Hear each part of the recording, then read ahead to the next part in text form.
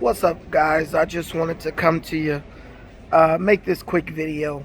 I was watching something on YouTube earlier today while I was waiting for this plane, and it was an episode of Club Shay Shay with Shannon Sharp, Hall of Fame NFL tight end, and he was interviewing a brother who played several productive years.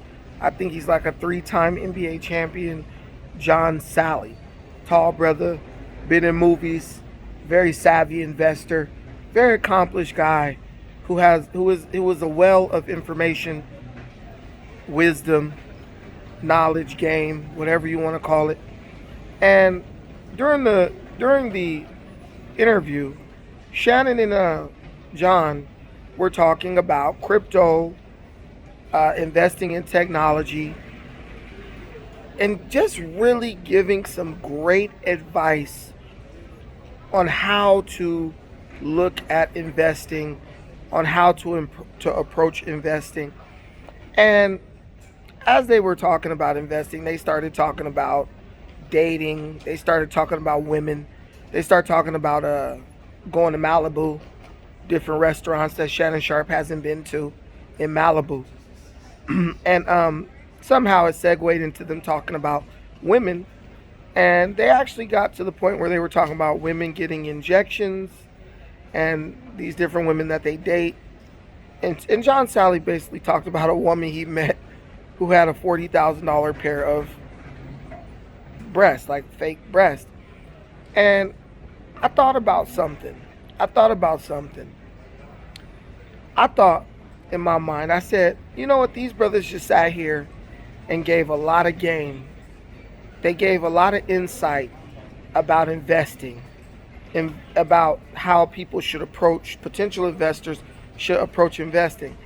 And in my mind, I thought, with this snowflake filled society, this hyper emotional, hypersensitive society, I said, I wonder how many people are going to totally disregard all the information, all the wisdom that these brothers just laid down in this show, to be offended or to find a way to be offended about these brothers talking about women who they've dated, and in particular women with enhanced breasts.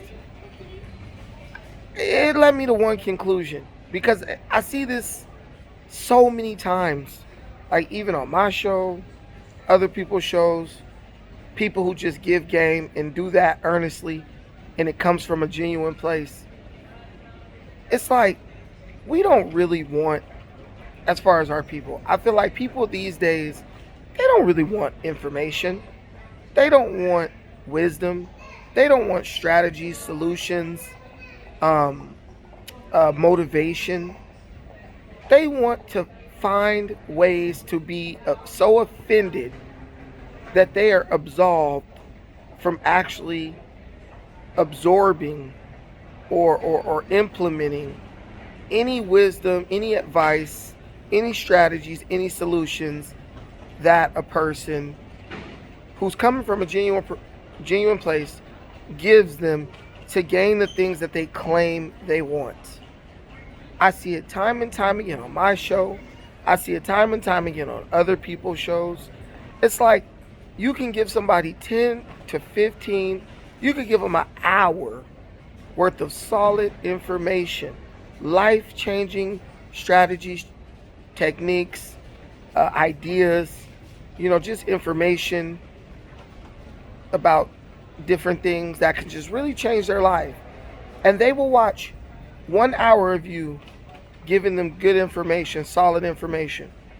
And in 1 minute where you might say something or touch on a subject that is maybe a bit unsavory for them, might make them a little uncomfortable, they will use that 1 minute to discredit every good thing, every positive, constructive thing that you've said, to discredit it or dismantle it. And I realized something. People don't really want to get ahead. Most times when people are watching this type of stuff, they're just watching this to hear some good things, But I think more likely than not, people are just watching this stuff so they could see the people who have decent or solid information to give and find chinks in their armor so that they could tear them down. But the message I want to leave you with today is this. Listen, the people who are going to give you the best advice, they're not going to usually be the people who are the most savory or the most easily digestible, to put it in a way, people, right? We're not going to be the most appealing people, I would say, character-wise. And even if we are, we've done enough in our life to where we feel we've earned the right to speak freely. And speaking freely means we're going to sometimes say things that you don't like. We're going to say things in a way you don't like sometimes. And we have a right to do that. But if you run around the planet looking for reasons to be offended, guess what? There's no saying. Whatever you're looking for, you're going to find it. So make sure you're looking for something good. But the people who are where you wish to be, or the people who are working hard towards getting to the places that the mutual spaces or common spaces that you swear or you claim you strive to be in, listen, those people are working hard every day. A lot of them have worked their entire lives to get to where they are. And they're not going to have what they say and what they do policed by you. If you don't like it, then don't listen. But guess what? Go find the perfect person who's going to say everything the perfect way so that you totally understand it, you grasp it, and you're not offended by one little thing that they say that you don't like. I remember when I was young, I worked for a guy, his name was Ron. He was an Irish guy from Boston. Guy paid me a lot of money to not do a lot of work. Now, he was an abrasive guy. The guy was just kind of an ornery old man, and he just had a way of talking where he was like talking at you, not talking to you. He just had a really abrasive way of talking. Now, was I going to give up that great job to say, Ron, you didn't say this in a way that made me feel like I had equity and inclusion, and you don't sound tolerant and all this shit? No, I was going to take the ridiculous amounts of money he was paying me to do mediocre jobs that were very easy, that I could finish in 10, 15 minutes, and I was going to use that money to advance my family financially. How many people nowadays would give up on that job, walk away from it, because the boss talked with a harsh tone, or he might have cursed, or he might look over and make a derogatory comment about a woman, or her body or whatever. Like, he was just a real abrupt guy, kind of abrasive, and he just talked however he wanted. Well, the guy was a multimillionaire, and he was old. He didn't give a damn about what other people thought about the things he said. What he believed in, he was like, hey, a fair wage for a hard day of work. You know what I'm saying? And he treats you with respect. You work all day, gotta buy you lunch, pay you your overtime, give you a little extra something for a job well done, sticking to something that you're finished, et cetera, like this, right? There are no perfect people.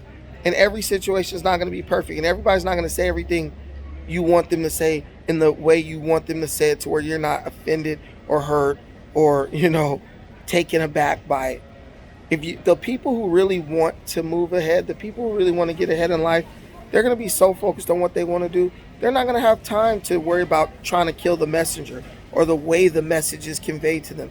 They just want the information so they can take it, apply it, and move forward. Those are the people who really want to be successful.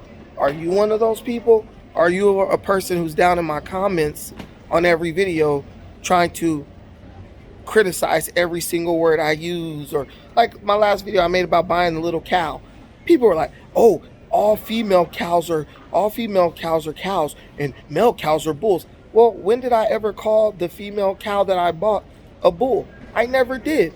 But you geniuses who just want to walk around and be like the word police, you're not even listening to what I'm saying. So much so that you're correcting me on things I never actually said. Who's that dumb to not know that a male cow, it's not even a cow, to know the difference between a bull and a cow, right? That's like saying, oh, I don't know the difference between a lion and a lioness, right? Or something like that. Or a stallion and a mare and a pony, right? But people just they want to correct you so bad that they're correcting you. They want to criticize you so bad that they're correcting you and criticizing you over things that don't need correction and don't really warrant criticism. And that's when you know who's watching, just to try to they pretty much want to deconstruct what you're saying just to find a place to criticize or correct, as opposed to taking the information for what it is and applying the information in a way that helps them make progress. You know, if it don't apply, let it fly. But you don't have to try to break everything down to find a place to criticize or to try to correct somebody, all those things. And the great thing about it is when you do that, it doesn't hurt the person who you're criticizing. It just hurts you.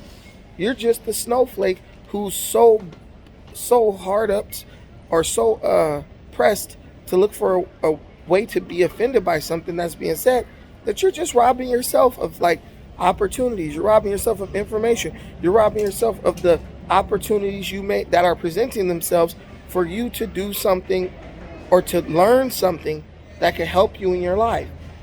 Don't be that person. You know what I'm saying? Be better than that. You deserve it. Well, maybe you feel like you don't deserve it, but you do deserve it. Your family deserves it. Your children deserve it.